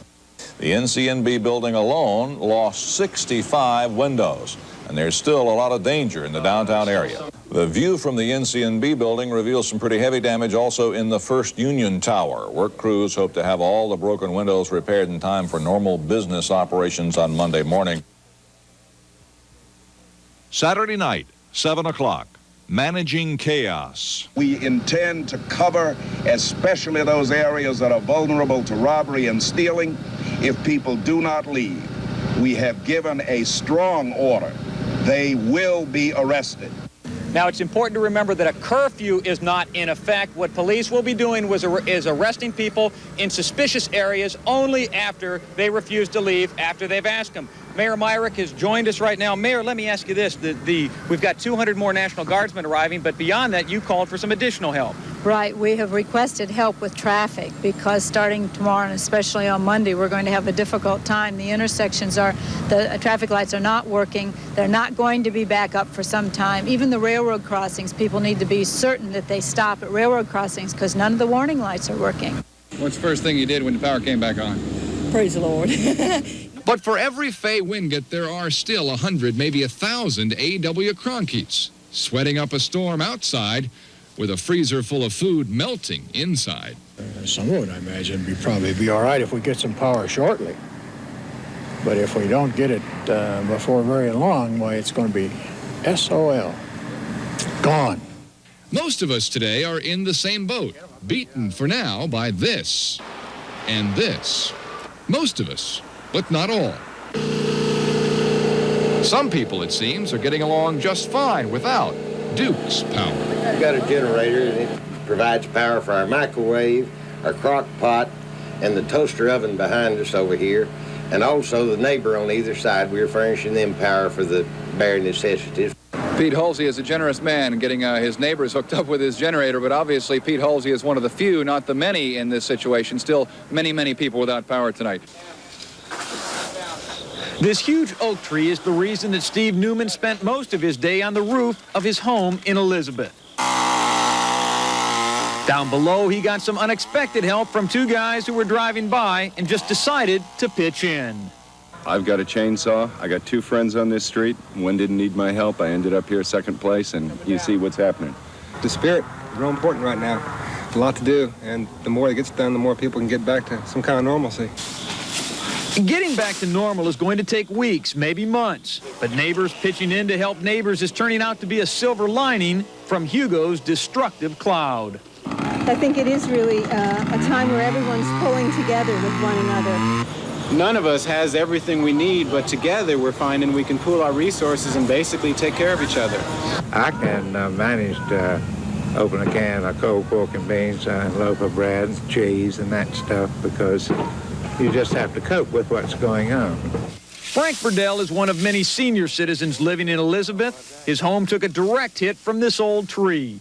And like many people, he's worried about insurance. The main thing is kind of get yourself adjusted, then talk to the insurance people.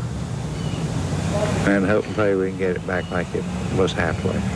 Most people are trying to keep a good attitude about the aftermath of the storm, but here on Greenway Drive in Elizabeth, it's a little bit easier said than done because 9 trees are blocking the street. People are having difficulty getting in and out. We've talked to the command center several times, explaining that Greenway is completely immobile and that we have elderly people here and people with babies, and they've told us we're on the list, that they can't give us a priority. And the priority here on Greenway is to get the street cleared and opened. The other major issue, like almost everywhere else in Charlotte, is power. Some of the older folks in the neighborhood are worried about break-ins. The alarms are all down. We'd really like to be able to have some electricity to have some burglar alarms, if nothing else. Street lights are out. It's a little scary here at night, not knowing where you can go or how you can get help. Right now in most neighborhoods, it's a matter of getting by with a little help from your friends. Bill Coy, Channel 9 Eyewitness News. South Carolina Governor Carol Campbell today ordered 2,600 members of the National Guard to the South Carolina coast. They are there tonight to enforce a curfew.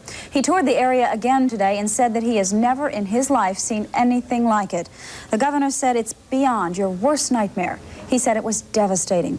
Damage along South Carolina's coastline is estimated at up to $3 billion. Now, of course, the hardest hit areas were Myrtle Beach and Charleston. Today, Channel 9's Steve Gasquet went on an aerial tour of Myrtle Beach to visit and see the destruction and devastation left over by the hurricane.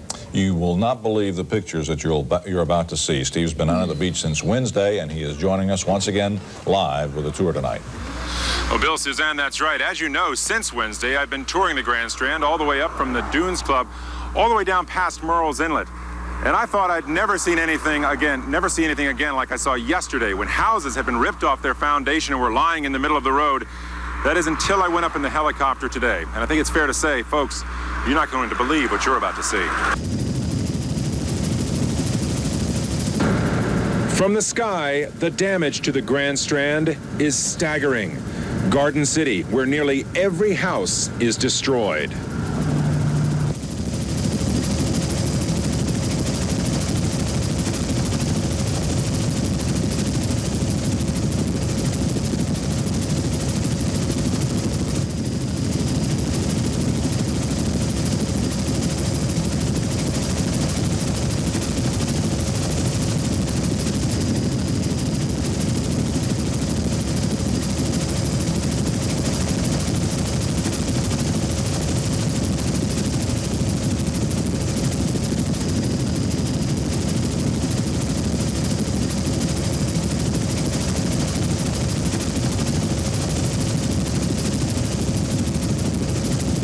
Where Hurricane Hugo slapped back utility poles, where it threw mobile homes into a creek.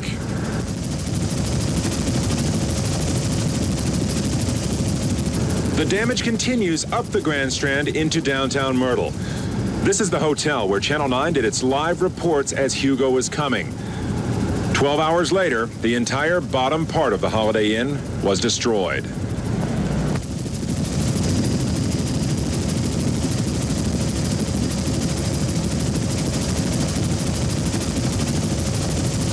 And just as Hugo angrily, violently pushed its way into people's homes and lives, people now are trying to push the effects of Hugo back out to sea. The sand that now covers much of the Grand Strand is slowly, painstakingly being returned to the beach. And now, before we show you our last pictures, let me show you this. 2 days ago, just before Hugo struck, at my father's house overlooking Murrells Inlet, he and I nailed boards over his windows, hoping for the best. But that didn't happen. The waves came right into Dad's house, took out many of his possessions, pushed his car 20 feet off the driveway, picked up his little storage shed, and moved it across the street. The house is now a total loss, and like so many other families up and down the Carolinas coast, Hugo will never be forgotten by our family. And you know, to make matters worse, Thursday, the day Hugo hit, was Dad's birthday. A typical scene in Charleston after the storm. A family walking a few miles from a shelter to their home. It's a natural curiosity. What happened to my house, my yard, my car? The news for many, many people is not good. Once a family has picked its way through a street made unfamiliar by fallen trees, it is likely to find a house with no roof and a flooded first floor. Rooms without walls are common sights. The wind was what was so scary. It was really, think about the houses. I mean, they just moved both ways and up, and it was really scary. What happened to the house you were staying in? A big oak tree in the front and a big huckleberry tree in the back, but they both missed the house, but we did lose a back roof. Once the thanks has been given for surviving, the real work must begin. And for the next few weeks, it's going to be done without the benefit of electricity. But there is no doubt that it will be done, that the graceful tree-lined streets and horse-drawn carriages will return. It won't come easy, it won't come fast, but Charlestonians promise that it will come. This very proud city has weathered storms and hurricanes, tornadoes and earthquakes, and each time this city rebuilt itself. Its history is a proud one, and so we put Hugo in that context.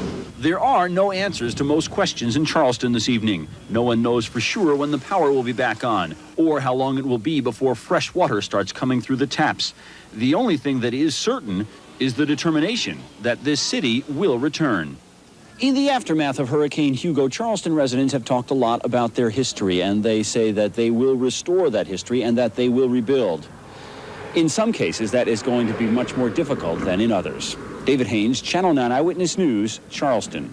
It's the kind of thing that vitalizes life, and people will remember where they were and what they were doing, and they'll remember the specific place, and children will tell this to their grandchildren, and they'll tell it to their great-grandchildren. In fact, one of the most fascinating things about history is it's constantly expanding, and now Charlotte's history will always have Hugo in it. It'll have Hugo and Hugo. Hornets Hugo and this Hugo. We're looking now at Biddle Hall at Johnson C. Smith University. Yeah. Memories or? Your memories. Why? Tell us about this and its significance with Charlotte's disaster history. Well, the bell up in the top of that tower rang on August 31st, 1886. And the reason that it rang was because the earth shook. There was actually a revival meeting being held, and the Charleston earthquake, it seems like we always get it from Charleston, doesn't it, came in August of 1886, and the people who were in front of that building were just absolutely frightened. And so this earthquake was remembered. Now, it's forgotten. Most people don't know it. Most people do not remember what they did not experience. But that was there were 4 tremors that night, and it scared people a great deal, and was something that was remembered just as Hugo will be remembered. We really catch it from Charleston. Charleston earthquake, Charleston Hugo. Our neighbors. That's correct. Dr. Morrill, thank you for giving us your special slant on Hurricane Hugo. More than happy to do it. Thank you. Saturday, 11 p.m., the National Guard moves in. National Guard troops roll into Charlotte, ready to keep vigil over a dark and damaged city. The governor took 2 big steps today, ordering in the Guard and officially asking President Bush for some help. Group of about 25 National Guard MPs arrived here at the National Guard Armory about an hour and a half ago. They are right now being briefed by city and county police, and they're going to be determining where and what parts of our city they will be patrolling. About 175 more National Guard MPs are on their way. As a matter of fact, you're looking at some of them that have just arrived just moments ago. They're getting gassed up, and then they're going to be heading out onto Charlotte streets until dawn.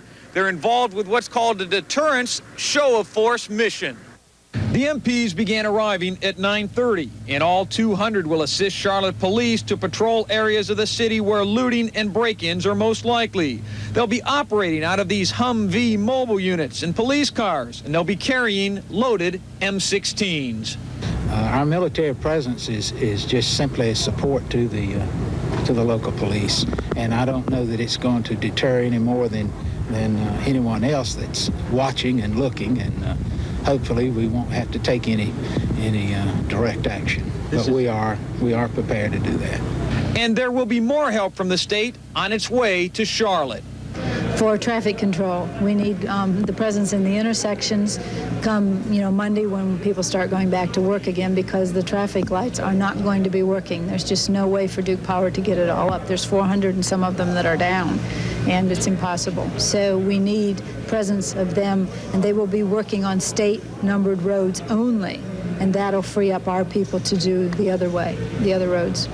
Now, Mayor Myrick says that about 100 National Guardsmen will be out helping with Charlotte traffic tomorrow. The idea is to try and cut down on the number of people who are driving a little too wildly in our city, where so many of our traffic lights are not functioning properly. As for these National Guard MPs, in terms of security, the mayor says they will be here patrolling our streets from dark until dawn, just as long as they are needed. And obviously, besides water, you need food. And the scramble for food at the grocery stores has been a real adventure today for most folks. Today, people were lined up to buy their groceries, even if there were no lights at the stores. The stores were able to make arrangements to get other staples sent into Charlotte stores from Greensboro and other cities. Tonight, those staples started coming in. And at this Winn-Dixie store, clerks were filling up the shelves. Things with canned goods and cereals had been all taken off the shelves very quickly today. And for those who were doing their share of barbecuing something else, new bags of charcoal were hauled in. I think I could deal with anything but going through another hurricane like we did. I don't believe I'd like to do anything like that again. Hopefully I won't have to in my lifetime.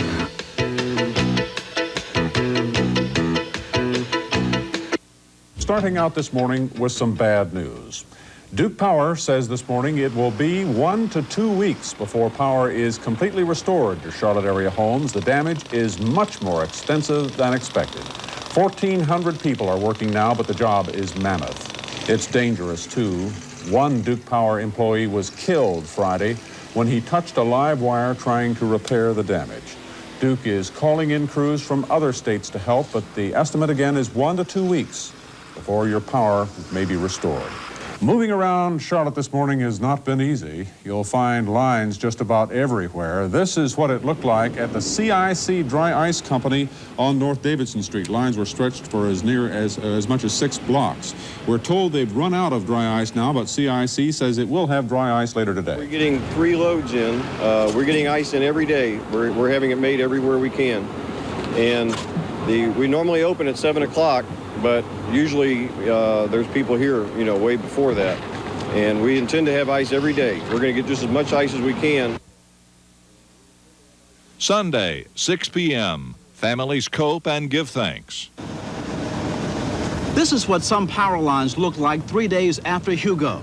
It is the main power line running down Queens Road. Duke Power has brought in 1,000 additional workers from 11 states to help in the repair. This crew is from Greer, South Carolina, and they say this is the worst storm damage they have ever seen. The main line they are working on runs along Baxter Street and Queens Road. It will be operational tonight, but they say others will take much longer. Part we're working on, we're looking at least a good week or longer. Just try and get the main lines back up. Yeah. How many hours a day are you guys working? We're working from 16, maybe 17 or 18. I can push it back this way. The phone company has also brought in extra workers to restore service. Most phones are working, but some long-distance lines, like this one to Monroe, is out. Bob Friedman says the phone system has been running on generators. We flew in about 150 portable generators on a C-130 Hercules. We've got a couple of hundred men came in from Florida and women. One thing that's hampering the work are downed trees blocking city streets. City crews have been out all weekend cutting and pushing away trees.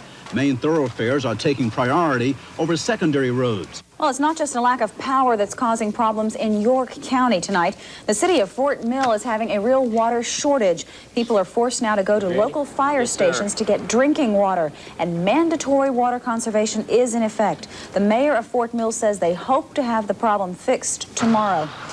Now, in Gaston County, the damage done by Hugo was quite severe, about $120 million at last count. Power has been restored to about 40% of Gaston County, and some people tonight still without water. I will tell you unequivocally, I am going to release the names of all businesses caught in price gouging, and I'm going to give it to the press tomorrow for it to be published. We believe this is one way to discourage it. We won't tolerate it. The Harris YMCA on Quail Hollow Road opened its showers to the public today, much to the relief of these folks. Yeah, we've been sponge bathing, heating water on the grill, and we said, that's it. Wonderful. Great, man. Fantastic. These kids don't seem to mind the inconvenience. Well, we asked them, besides a shower, what else do they miss the most? TV. Nintendo. Glad to know that they miss us. Yeah. Finally, on this Sunday morning, churches improvised when necessary and said prayers of thanksgiving and prayers of hope.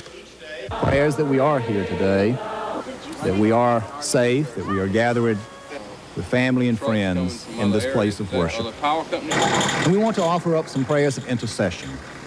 Prayers for all of the victims of the hurricane, those in Charlotte and other places who have felt the brunt of this storm. We want to offer up our prayers of God's presence and His healing power.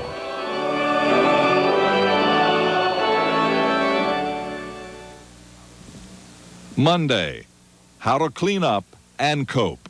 What happened this morning at the intersection of 11th and Davidson? What happened is what officials feared the most. The accident happened just as the rush hour was ending. A police officer and a National Guardsman were directing traffic at 11th and Davidson. A motorist either didn't see or didn't understand a signal from one of the officers. The car drove through the intersection and 2 cars collided. The vehicles then plowed into the traffic cops. Oh, Jesus, I have to shout for joy.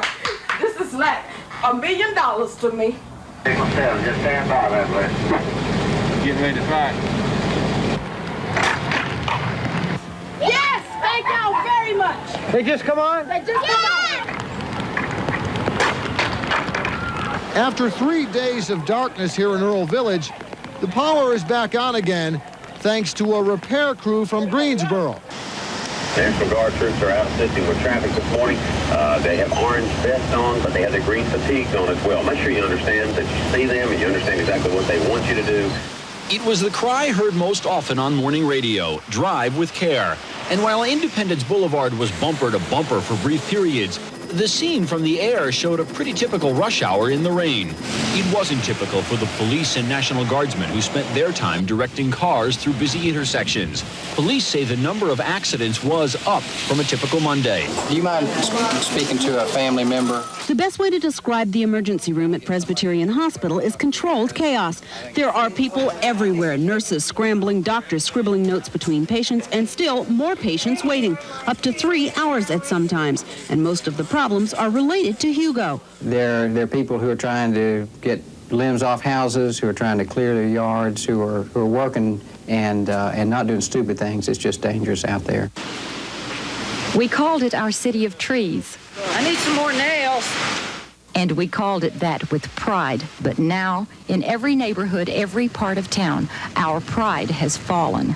But for every limb that tumbled, did anybody help you? Yes, our neighbors. For every leaf that fell, a story of neighbors has sprouted. They helped out quite a bit, carried limbs and pieces of wood, and they're retired. And wood down and borrowing and giving ice and water and food and things. So yeah. Sharing ice? Yeah. That's kind of hard to come by, isn't it? Yeah. Most of them, they go out and give other people what they have.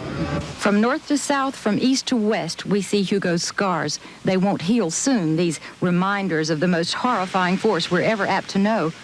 Even when the wind's just blowing lightly out there, it kind of, makes you sit up and take notice a little bit more. But perhaps those scars and even the wind will remind us, too, that we have neighbors, that someone is there when we need them. You ever been helped yourself? Yes. By this guy. Maybe now we're the city of neighbors. And what could give us greater pride? Joe McCreary, Channel 9 Eyewitness News.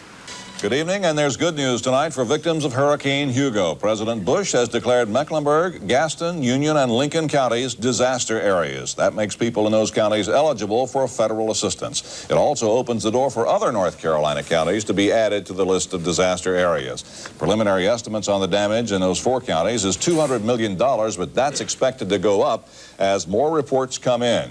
Now, while these Georgia Power trucks will be rolling bright and early in the morning, the school buses will not. They will not run in Charlotte-Mecklenburg for the rest of the week, and so parents here have had to make their plans accordingly. Caroline, could you join us? Diana Renfro and her family are getting used to dinner by candlelight. Life without lights, after all, has been kind of an adventure for the whole family. I made it to work, unshaven. I didn't have my tie and coat on. Most everyone did, but I made it. But Trailer Renfro can't say the same for his kids. Caroline and Clara are out of school, and they will be all week, posing an interesting challenge for Mom and Dad. They played outside for several days and got tired of that, so today they played well inside. And they like to dress up, so we're going to stock up on paint from the attic and lots of paper and try to stay busy. Keeping the kids busy this week will pose an interesting challenge indeed. Some daycare facilities are open, like this one at the Harris YMCA. But some parents are finding themselves already turning to Plan B. We're just trying to start and branch out and do something. We've been doing nothing but sitting in the dark. We go over to neighbors' houses and talk to them, and not a whole lot we can do. We play. Gwen Esposito is one of many parents who ended up at the mall with the kids. Mike, you get me, man? There is a whole different world here, one defined by our electric lifestyle. And with school out, you can bet slaying that sorcerer will be in. What are you going to be doing all week? Nothing. I'm just going to be hanging. I don't think I'll ever take hurricanes lightly again, that's for sure. We made a list. I have this complete list of what to do when they tell me another hurricane's coming. So that's probably it. I won't forget that list. It'll be with me for a long time.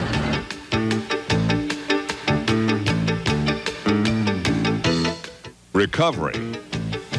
In our lifetimes, we've never seen anything like this. Duke Power's Bill Lee called it the company's worst experience as he reported to Gaston County government officials this afternoon. In Gaston County, we Duke Power serve 39,000 customers. We have some 17,000 of those back in service, and we have 22,000 or 57% yet to go. Dogwood Lane in Belmont remains without power tonight. It's one of many areas which still bear the grim reminders and scars inflicted last week by Hugo. Crews working to restore service to this area have come from as far away as Mobile, Alabama. Now, I don't know exactly how many crews our company's got in here, but they've got all that they can spare. This is the kind of problem repair crews are facing. These lines run under all of those trees up through there. They've got to move the trees before they can fix the line.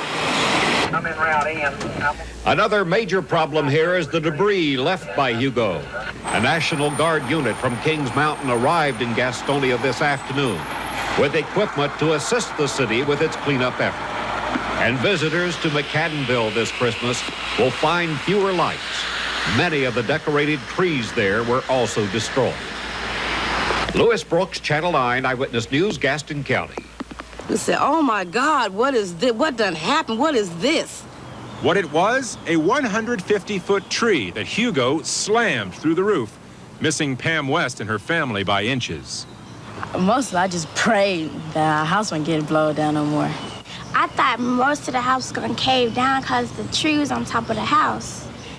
Now, 4 days later, the tree's still there. The hole in the ceiling is getting bigger, and the landlord says he's boarding up the place. I don't have rental insurance. I never even heard of rental insurance.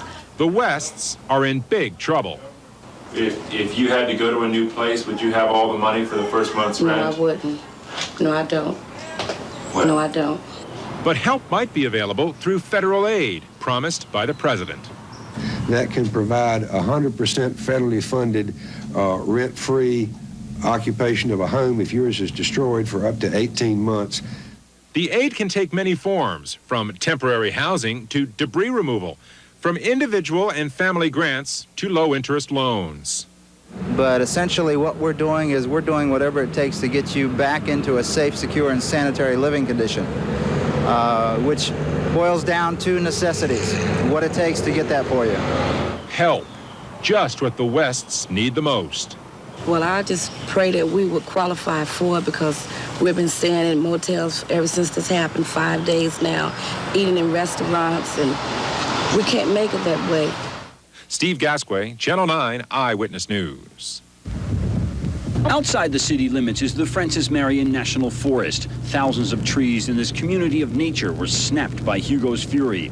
37 miles from Charleston is McClellanville, a fishing community that was once nestled among beautiful oak trees slung with Spanish moss.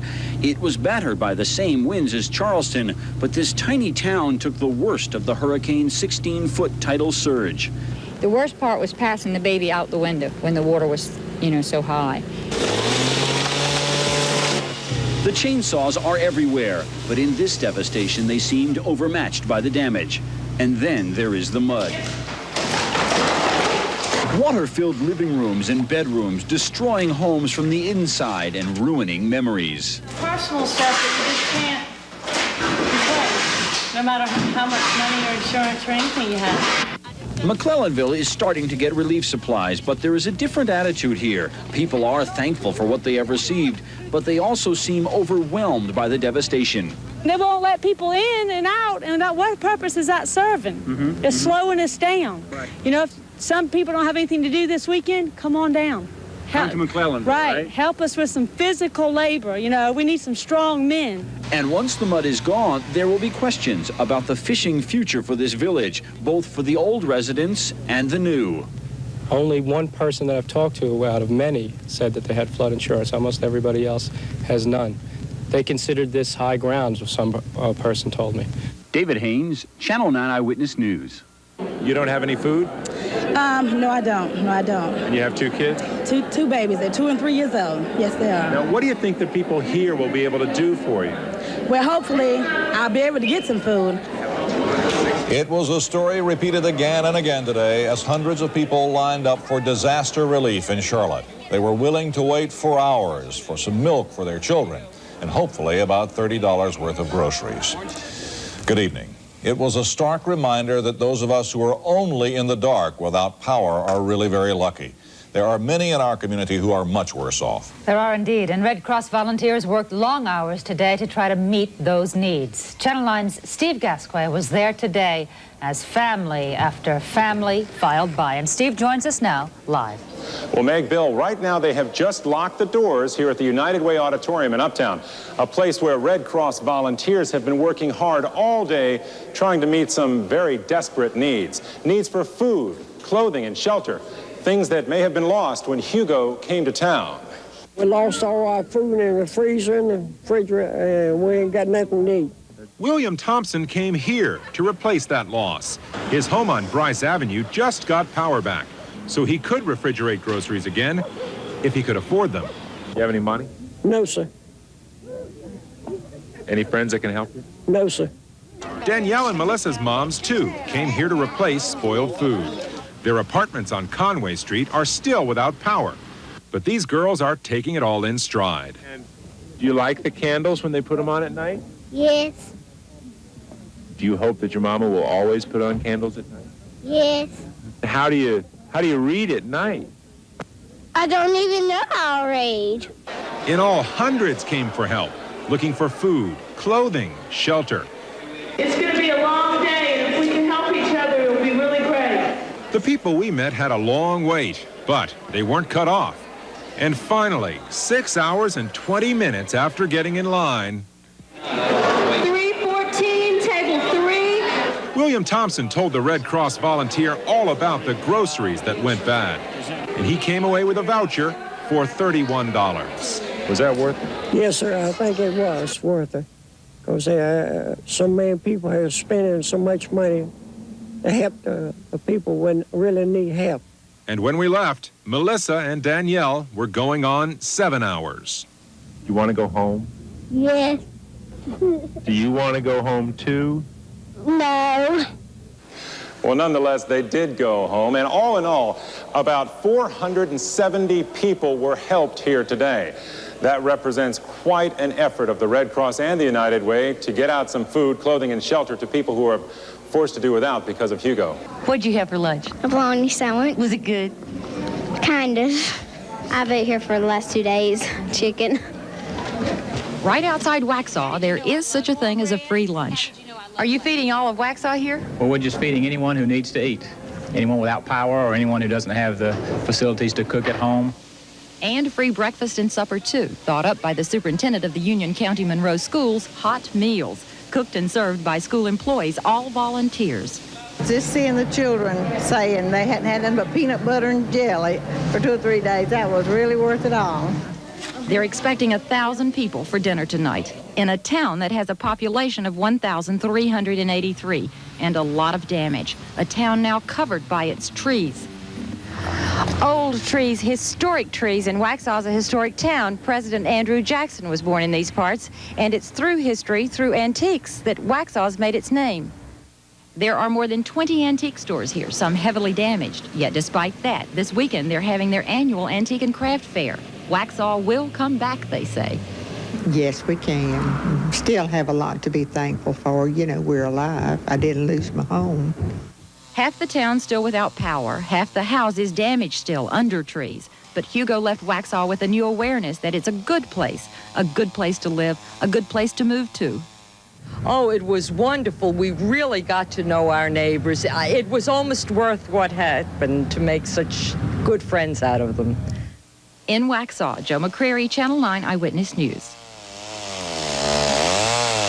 Probably passing my son out the window because the water came up so fast we had to get on the roof. And I'm sure that's what I'll remember more than anything.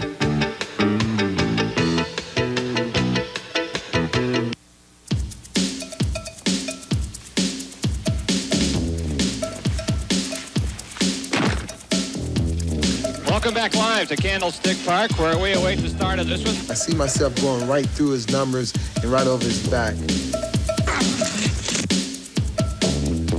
There's times when I got hit so hard that I wouldn't know where I was out in the field. There's no way I'm gonna let one guy bring me down. They're gonna take the whole team to bring me down.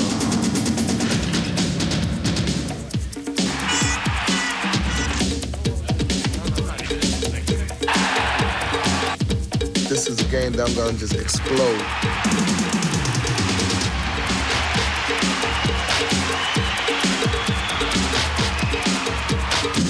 NFL Pro Line merchandise is available at these fine stores.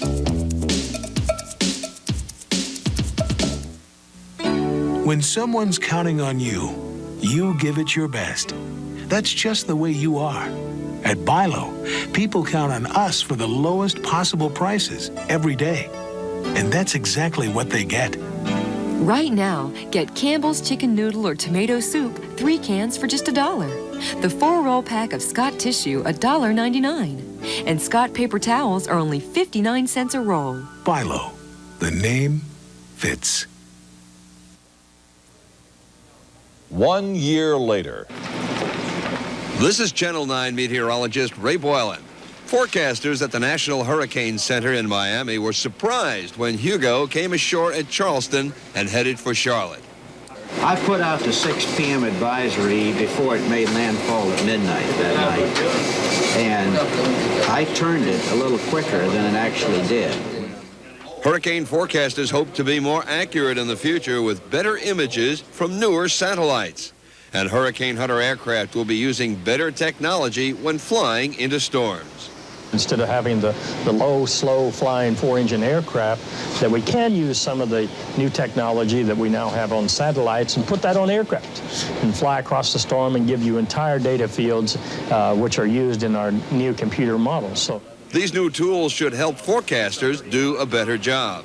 I'm an optimist. I believe we will do a better job over the next 5 years and reduce our forecast errors probably 5, 10, maybe even as much as 15%. Don't expect another storm like Hugo anytime soon. And don't expect to see Hugo's name again. It's been retired. I'm Steve Gasquet with a question for you. How well did local government deal with Hugo, clearing streets and keeping you safe? I'd give him a B+ on it. Why not an A? Well, I suppose, because I'm a conservative person, maybe, But still, pretty good grades from the people in Charlotte. And city and county officials say it's because they were ready with an emergency plan. But most people say the Federal Emergency Management Agency was not ready. The feds are looking hard at why it took them so long to get help to Hugo victims. The purpose of this course is to prepare your Red Cross volunteer to provide... What's this? Your neighbors, attending a Red Cross class on emergency preparedness. Since the storm, these classes are packed. Neighbors in the Carolinas really care. And that may be Hugo's best lesson of all. In Charlotte, Steve Gasquet, Channel 9 Eyewitness News. This is Jim Bradley. After all that's happened from Hugo, have we learned anything? Are we better prepared, better equipped to handle a Hugo-sized disaster? Yeah, I feel like I'm ready, but I'm telling you, With candles and more lamps now than he's ever had before, Robert Williams says he'll never be caught in the dark again. Duke Power would like to think the same thing now that its $62.5 million rebuilding job is done. But even with a new emergency plan, the power company says there's only so fast they can get the power back on. I don't really think we would be able to get power back on much faster, considering we had 66,000 places to visit to do repair work to get the power back on. I think we could, though, improve in how we're doing communications, and we've made some improvements since Hugo.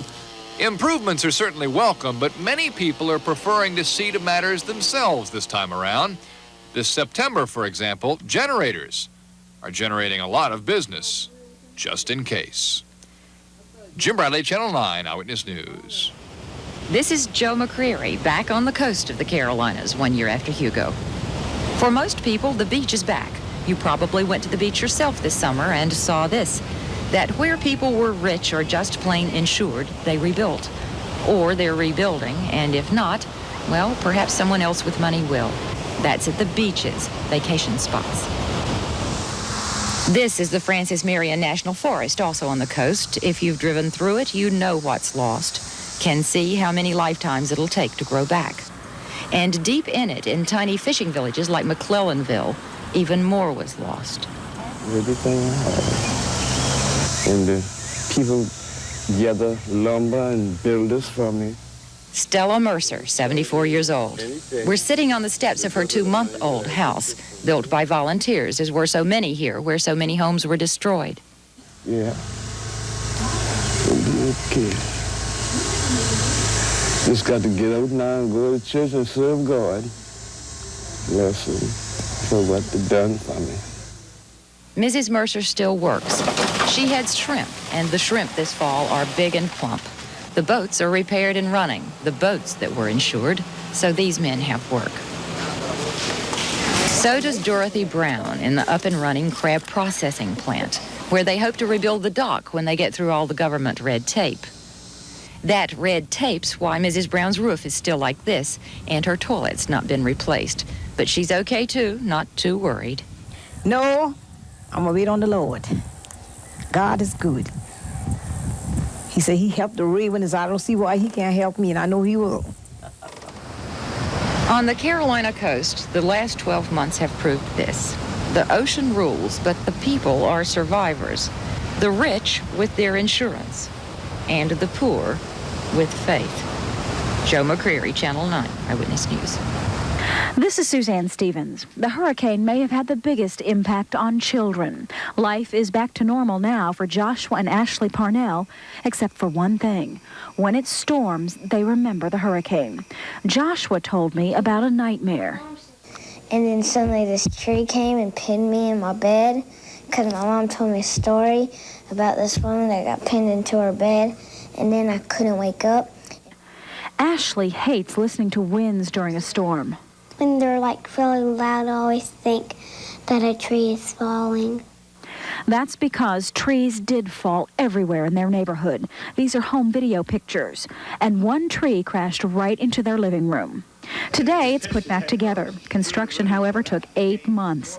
If there's one big change this family made, it's that they are ready now for another hurricane. They have all kinds of supplies in a drawer in case they lose electricity. Candles, flashlights, batteries, anything they might need for light next time. Of course, we're all hoping there won't be a next time. Suzanne Stevens, Channel 9 Eyewitness News.